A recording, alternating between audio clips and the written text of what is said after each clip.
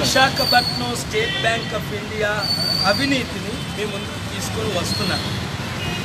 2007లో మన అకౌంట్ ఒకటి సీజ్ చేశారు, మూసేశారు అవినీతిగా. 2009లో హైకోర్టు డిసెంబర్ 18న ఆర్డర్ ఇచ్చారు ఓపెన్ చేయమని. అప్పుడు మా అన్నయ్య నేనే ప్రెసిడెంట్ అని పెడితే, తర్వాత నేనే ప్రెసిడెంట్ అని హైకోర్టు డిక్లేర్ చేసిన తర్వాత మరలా మా అన్నయ్య వదిన నేనే ప్రెసిడెంట్ అని వేసింది. మరలా 2009 నుండి అది 2016 వరకు కోర్టుల్లో నడిచింది. 2016 అక్టోబర్ 16ని క్లియర్గా హైకోర్టు మరలా 7 సంవత్సరాల తర్వాత ఆర్డర్ ఇచ్చారు. ఏమని? డాక్టర్ కేఏ పాలే ప్రెసిడెంట్, వాళ్ళ ఫాదరే సెక్రటరీ, వాళ్ళే బోర్డ్ మెంబర్స్ అని రిజిస్ట్రార్కి డైరెక్ట్గా ఆర్డర్ ఇచ్చారు. రిజిస్ట్రార్ ఆఫ్ సొసైటీ చక్కగా రిజిస్టర్ చేశారు. 2007 నుంచి 16 వరకు నేనే బోర్డు మెంబర్లని, నేనే ప్రెసిడెంట్ అని. 2000 తర్వాత 2018, 19 కూడా రిజిస్టర్ అయిపోయింది. బ్యాంకులో ఎప్పుడు స్టే ఇమ్మని లేదు. 2016 ముందు సెప్టెంబర్ 29 వాళ్ళకి స్టే ఆర్డర్ ఇచ్చారు.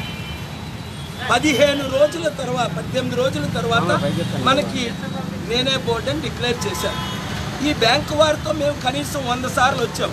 ఈ విజయ్, నా నేషనల్ మీడియా కోఆర్డినేటర్, నా అసిస్టెంట్ మురళీ గారు, ఇలాగా అనేకులు, నా ట్రెజరరు, మా నాన్నగారు, నేను 2017 నుంచి ఆయన బ్రాంచ్ మేనేజర్ గారు కూడా ఒప్పుకున్నారు.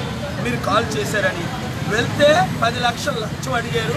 ఆయన లీగల్ అడ్వైజర్, వీళ్ళు బ్యాంక్ మేనేజర్ అయితే సార్ ఏమైనా ఏర్పాటు చేయండి అని విజయ్తో అన్నారు పాత ఆయన.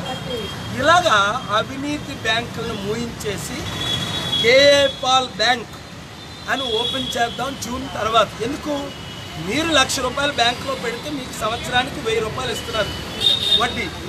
అదే మీరు ₹1,00,000 తీసుకుంటే సంవత్సరానికి 15,000, 18,000 గుంజుకుంటున్నారు.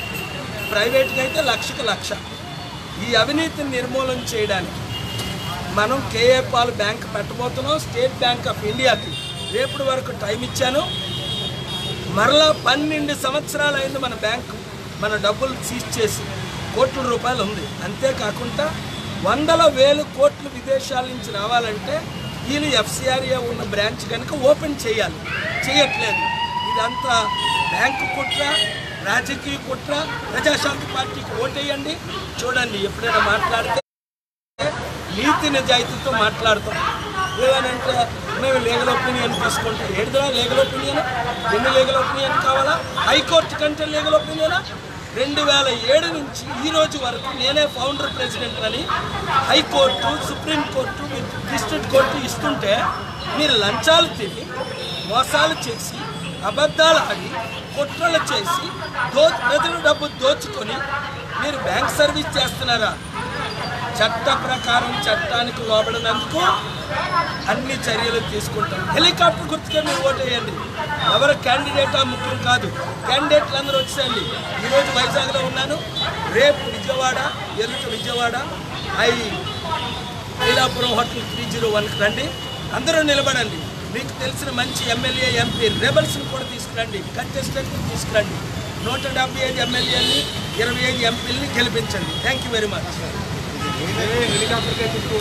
ఇది స్టేట్ బ్యాంక్ ఆఫ్ ఇండియా మా సొసైటీ అకౌంట్ అండి. నేను దానికి ఫౌండర్ ప్రెసిడెంట్. ఈ అకౌంట్ 2007లో సీజ్ చేశాను.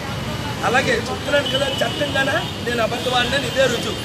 సీజ్ చేసాము అని అలా ఒప్పుకున్నానా మీరు మాట్లాడినప్పుడు? అది కానీ రిలీజ్ చేయరాడు. 12 సంవత్సరాలు సీజ్ చేస్తారా?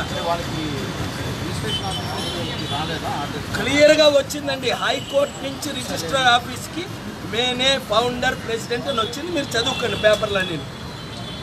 చట్ట విరుద్ధంగా వీళ్ళు పనిచేస్తున్నారు. ఏ రాజకీయ ఒత్తిడితో పనిచేస్తున్నారో తెలీదు, ఎందుకు పనిచేస్తున్నారో తెలీదు. మేము లంచమేయం, మేము నీతిగా యుద్ధం చేస్తాం. క్లియర్గా వచ్చిందండి. రిజిస్ట్రార్కి సొసైటీ రావడం అంటే అర్థం ఏంటి? బ్యాంకుకు ఒక ప్రత్యేక ఆర్డర్ వచ్చింది. అని అంటున్నారే స్టేటస్ కో అని. మరి అదే స్టేటస్ కో తీసారంటే అర్థం ఏంటి? తీశారు కదా, అదే కేసు నెంబర్ తీసేశారు అంటే అర్థం ఏంటి? మరొకసారి డబ్బులు ఇవ్వండి అని వస్తుందా కొత్తగా అకౌంట్కి? స్టేటస్ కో తీసారంటే అర్థం ఏంటి? వద్దు అని అయిపోయింది. Thank you very much.